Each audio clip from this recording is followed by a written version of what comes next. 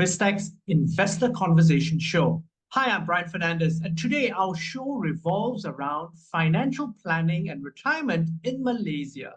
Now, our guest today is Andy Heng. He's the president of the Malaysian Financial Planning Council, also known as MFPC by its acronym. Now, the Malaysian Financial Planning Council is an independent body set up with the noble objective of promoting nationwide development and enhancement of the financial planning profession. Now, to give us insights into MPFC and some key industry trends, we'd like to welcome to the show Andy. Andy, welcome to the show. Thank you, Brian. Thank you for having me and now also MFPC on the show. Thank you so much. Now, Andy, for a start, could you please give us an overview of the Malaysian Financial Planning Council, its history and its mission? Yeah, right. Thank you. Absolutely no problem. In short, it's called MFPC. It's a bit mouthful. Malaysian Financial Planning Council. It was established about 20 years back, 2004, under the sponsorship of Bank Negara Malaysia. It was an idea that was initiated by the former governor, Dr. Zeti, then, to have kind of local Malaysian financial planning certifications for all of us who are here in Malaysia here. There was then, and for us, is that 20 years past, we are proud to say that we have two professional education certifications right now. One is RFP, Registered Financial Planner, and another is SHARA, Registered Financial Planner, SRP in short. So these are the two professional educations that we promote to the financial practitioner in Malaysia. The key objective basically to promote financial professionalism among the practitioners, and of course that ensuring the quality of the professional educations for the practitioner, as well as of course the next key will be the financial literacy among the Malaysian, right? So of course we have started with the educations, we have started with literacy. Of course that we also have also since evolved into research, whereby we actually collaborated with a number of universities to publish a fair number of research material. And in fact, one of those that we initiated this talk is the latest national findings 2024. Yes, we'll come to that a little bit later. Yes. Yep. So we have gone until today. I must say that we are well established. In fact, we have won a number of awards. To name a few, the latest last 3 years, we have won the GIFA, the Global Islamic Finance Award for the last 3 years. Yeah, that is in short the sum up of overview of Malaysian Financial Planning Council. Yep. Now, one of the key things is around the industry is, and looking back, this is one of the reasons why you were established in the first place. It is really about bringing professionalism to the industry. 20 or 30 years ago, it was a little bit of a cowboy industry. Obviously, organizations like yourself have brought a high degree of professionalism into the industry itself. Give us a sense of what the industry looks like in 2024. How many agents do you have or partners, and give us an idea of the landscape of the financial planning industry. All right, thank you, Brian. Well, you started with a very interesting word called 20 years back. It's a bit like cowboy, Okay, maybe I can explain it in probably 3 to 4 levels of selling. One way of selling is product peddling. You're pushing products. Moving up to product peddling would be a product advisory, and of course, next to financial advisory will be financial planning. So what the MFPC is promoting is more financial planning. So in total, the Malaysian financial planning industry has about 49 financial planners and financial advisors firm in Malaysia as of August 2024. In terms of licensed financial planner, licensed financial advisor, we have about 1,600 as of August 2024. Now, having said that, with the 1,600 and 249 firms, it has since grown quite reasonably in the last recent years, I must say. But of course, in terms of the contributions, example, if you take the contributions of the planner promoting insurance premium, things like that, it is rather small, isn't it? About 0.4% of the total life premium of the entire distribution channel in Malaysia in terms of life premium. So that is rather small. So what does it mean is that, but of course, the last recent year has seen a lot of encouraging development, which particularly I must say that both regulators, the Security Commission regulating the financial planner, the Bank Negara Malaysia regulating the financial advisor, they are very supportive in promoting this channel. Basically, this channel are the licensed financial practitioner who are expected to promote, who are expected to provide financial advisory way of selling rather than a product peddling. So that is, again, the overall sum up of the financial planning industry. As far as financial awareness is concerned, you and me know, 20 years ago, we were quite blurred when it comes to financial planning and educations as well as financial information. But I must say that because also a lot of effort by many players in the market like us, and also because of the advancement of technology, social media, the financial awareness, financial information, they just click a button. So I must say the financial awareness has also increased tremendously. And in line with that, I think it is considered quite a positive growth to push up the financial planning industry to the next level. Yep. Now, can I also ask then, in your space, the two types, and you talked about product pushing versus then real financial planning, but we also can hear it a little differently, because one of the things is many of your financial planners are fee-based. Some are not, have a hybrid. Some basically get their income from products. Give us a sense of how the industry has evolved today in 2024. Good question. This is rather bit technical. Now, first of all, let's get a bit of understandings of who are those people when you talk about, say, financial planner who are fee-based.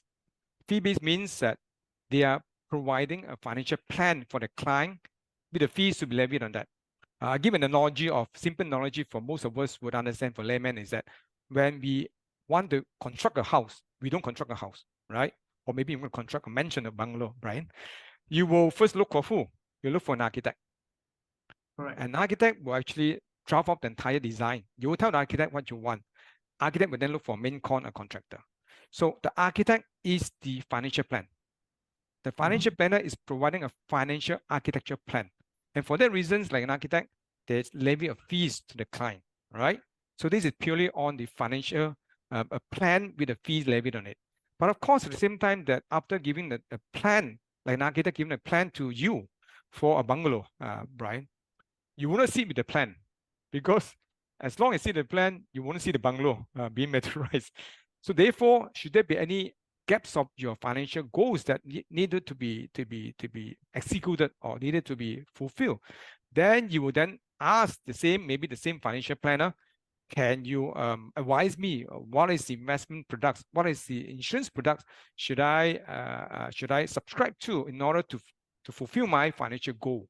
So overall, I must say that most of the financial planner and financial advisors are equipped with both. I must say, equipped with both commission-based product solutions model. Same time that the financial planner license, they are also being licensed to provide a fee base for the financial plan.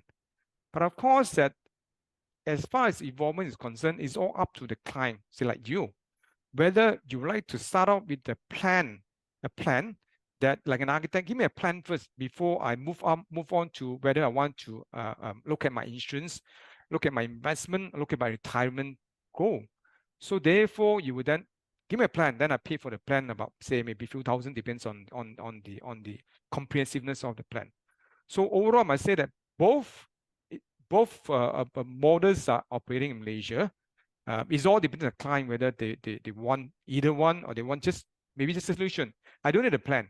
Right now, Brian, I just want someone to tell me about my retirement and can you help me to analyze my retirement goal, my retirement gaps, and so that then what is the action plan for me to close the retirement gap? That's about all. And that is just purely one pillar of financial plan needs that you don't need a big architecture plan. So they are both a commission product-based model blended with the fee-based model in Malaysia. But of course, at the end of the day, it's not up to the client. But the reality is that most of the client will go for just a solution without a plan, as far as my knowledge is concerned, because they may not see that I need to pay for the entire plan for a certain amount of fees, you know. But of course, it is still evolving. It is still developing, progressing. But I believe that with better awareness, I think more clients would realize the value and importance of having a plan first before you move on with the solutions. Yep. And this mirrors markets like Australia, for example, where basically the financial advisor, basically it's a fee-based thing, and then they add on top of stuff because you come up with your plan first, your goals, it's mapped, and then you add the products and services. So again, Malaysia, we are not used to paying for consulting, so that is also a challenge. If I can interrupt, it is all about awareness. Yes, when we talk about Australia, we talk about UK, US, the plan comes first. Somehow or other, the awareness, the acceptance, the level of educations to them is that I would prefer a plan first to see my entire holistic goals and financial status before I move on with my each individual financial goal and financial action plan. Yep, you're right. It's all about the level of maturity that of a client as at now. But Andy, in Malaysia today, we have a problem. We have a problem because as a result of redemptions from our EPF during COVID, a large chunk of the population is basically now ill-prepared for retirement. Now, you've done some research on this. You've got your national findings in 2024 on financial capability and utilization of financial advisory services. Talk to us about that, and also then how this EPF challenge is now facing a bulk of the population. This is interesting, a bit burdening in terms of the current situation. Yes, I think personally, as well as MFPC, we have deliberated in length during the pandemic COVID whether should the government allows, you know, a withdrawal from EPF, you know, to the extent that billions has been withdrawn out. Of course, that you can have both views, you know. But of course, our stand is that as far as EPF is concerned, it is meant for retirement, means it is meant for retirement. So it should not be touched under all circumstances. But how desperate some of those who need to withdraw is something that need to be worked out using another channel, using another avenue. So that's our stand. And for the reason, I think it does reflected in the national findings. The first thing is that the confidence level of the respondent towards the EPF being sufficient to fund their retirement has reduced quite a lot. The last report was, I think, 2019. 58% says that I'm confident my EPF alone is sufficient. But now 32% say that I'm confident. That but doesn't mean it has dropped by more than 26%, saying that I don't have confidence in my EPF. Likelihood is because of the substantial amount that has been withdrawn from the accounts, right? But of course, on the positive side of it, I tend to see the positive side is that if 32% now, reduced 32%, believe that the EPF is sufficient for their retirement, what does it mean? I need more or other resources of retirement funding. That also means that they will then start looking for some other source of savings or investment to fund the retirement. So to me, that is a good sign, right? But then again, Andy, one of the challenges is also this. The same study says that comprehension of the private retirement scheme has actually declined by 16%. So on one hand, as you're saying, hey, only 32% say is enough. But then on the other hand, from an education perspective and awareness, it's actually gone down. How are you as an industry and also the government kind of trying to solve this problem? Because this is a very big issue. It's a ticking time bomb. Okay. This is a national issue. It's not only just an stakeholder issue. Yes, I think the awareness on the PRS, which is one of the a good alternative for retirement funding. The question asked exactly about the how's your knowledge about PRS. So the response was basically mentioned that a drop in percentage of them realizing that PRS is meant for everybody. And the respondent seems to be saying that they thought the PIS is only meant for government public employee. So that itself shows that the awareness of PIS isn't good enough. Yes, I must say that everybody has work to be done, right? Right? Everyone has work to be done. It is a global, not global. I think global to some extent retirement is an issue because of aging. Back to Malaysia here, it is a national agenda. Yes. Second thing is that everyone has a role to play. MFPC has a role to play, of course, in terms of the education, things like that. But of course, as far as MFPC is concerned, what we can do between our jurisdictions and our resources, that first, the research material on this finding will be able to create awareness on the part of the rest of the stakeholder that we will be sharing the findings, that it is a good indicator that even though they know the EPF is not sufficient and they realize that they need to take an effort to look for other sources of retirement income, but at the same time that you look at it, PIS is actually, they're not too sure about PIS. Yes, so a lot of financial literacy need to be done, right? That is something that we are doing a lot. My Money and Me a program initiative is something that we have been doing a lot. And in fact, My Money and Me has been a household name as far as the financial literacy program is concerned. And we just started somewhere around May, roll out a My Money and Me guide, a simple guide, comprehensive guide that is meant for any layman to look at the guide, and we use the guide as a reference for them to plan for their not only retirement, the rest of the financial goal. But of course, that the financial practitioner, in this case, the planner, the wiser has a role to play. In terms of 1,600, if you ask personally, it is not sufficient. It is definitely more than many more thousand that is needed. So the whole industry is actually stakeholders is actually putting a lot of effort. In fact, last Saturday, MFPC was the lead organizer of this called Malaysia Financial Planning Day, in collaboration with the Security Commission, being held at the Security Commission auditorium, with about 1,005 undergraduate students and professionals attending the program, Malaysian Financial Planning Day. First objective was to promote the financial planning profession. Second objective is to promote financial planning literacy. So this is the second initiative we've been doing. Of course, that I think to jump a bit on the offerings, that we have a fair bit of a number of collaboration with universities for information. And basically what we meant is that we tackle the financial literacy knowledge at a younger level before they come out to work and earn the first $1,000 or so. They would know how to at least save and invest the money rather than spending the money, right? So we actually work with university, about 28 universities that with MOU, of which our program are accredited with their business degree and finance degree. And we have set up financial planning club in universities. So that is how I must say these are the three. And of course that we also have a financial planning for professional literacy program for people like you, engineers, accountants. We have. So it's partly in collaboration with the SC, sponsored by SC. So what we can do, Brian, it is a small step, I must say, because this is a national agenda, if not global agenda. We are only one of the stakeholders, I must say. But of course, whatever we do, we would think that you will be able to impact a few steps, if not many steps, of towards elevating the financial literacy and the retirement. Of course, the back to retirement, very specific.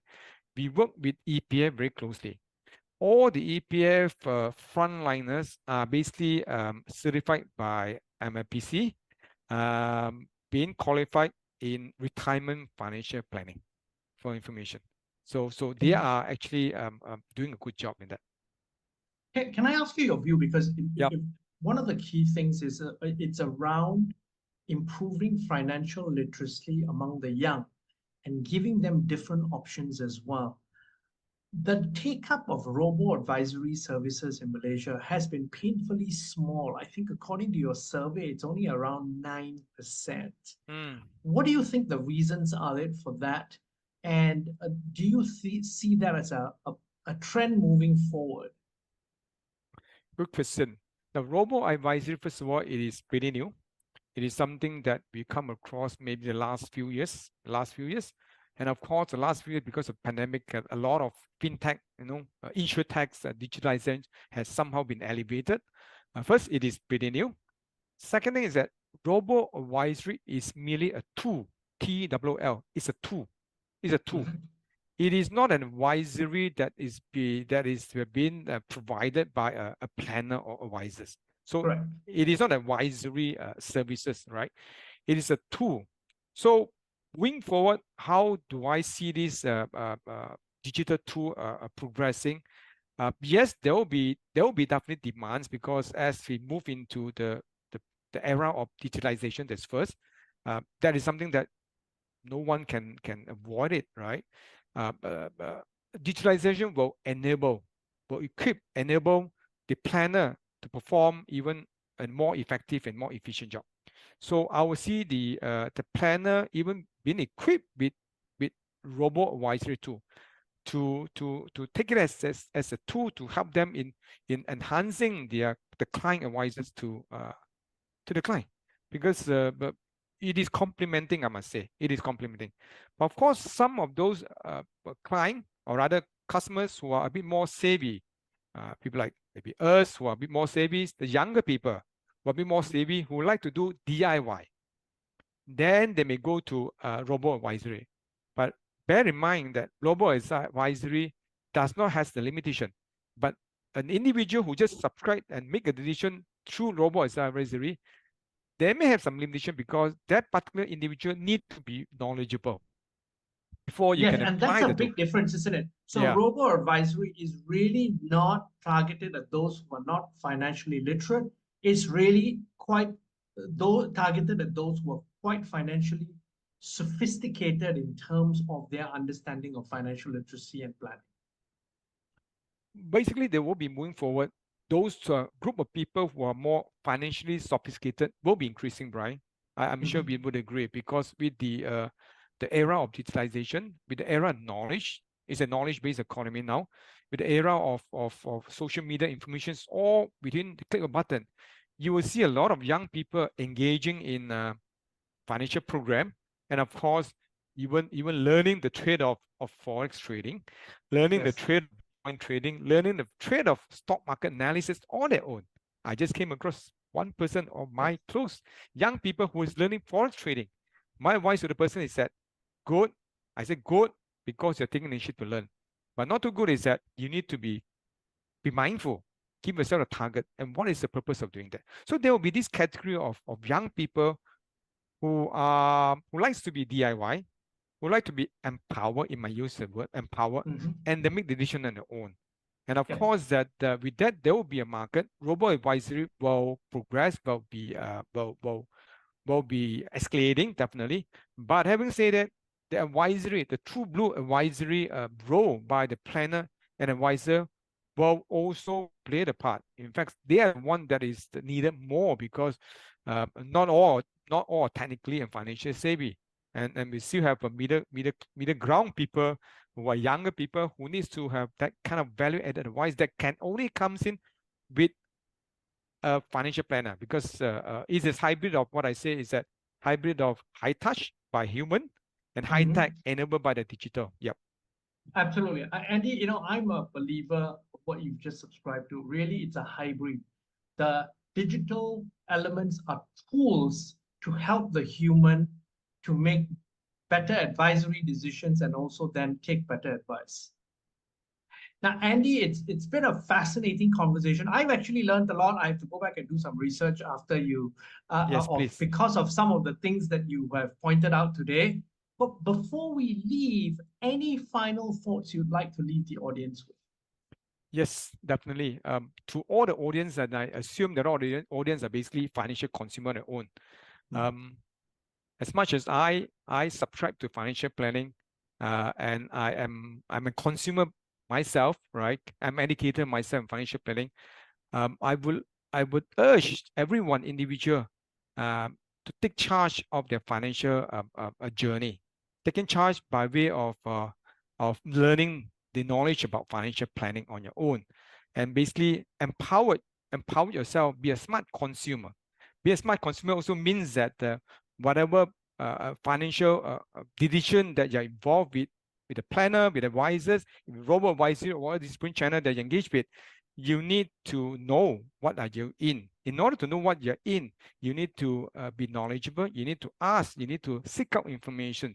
So be an empowered, smart financial consumer. To do that, you have to take the first step, which is you got to learn the trade on your, not the trade, learn the knowledge on your own. But of course, business learning, you can collaborate with your planners, your advisors, even robo-advisor. You collaborate in terms of you're also learning from them. So be an empowered to be a smart consumer. That's my advice to everyone over here. And Financial Planning Council is ready to play the role to promote, to educate everyone who is prepared and ready to take charge of their financial goal. Andy, thank you very much for taking your time to be on the show. It's just been a pleasure. Thank you so much, Brian. We've been speaking to Andy Heng. He's the president of the Malaysian Financial Planning Council, also known as MFPC. I'm Brian Fernandez, and you've been watching and listening to Biztech's Investor Conversation Show. This show will be on our website, www.biztech.asia, as well as our syndication partners, TV stations, radio stations, and websites. Thanks a lot for tuning in.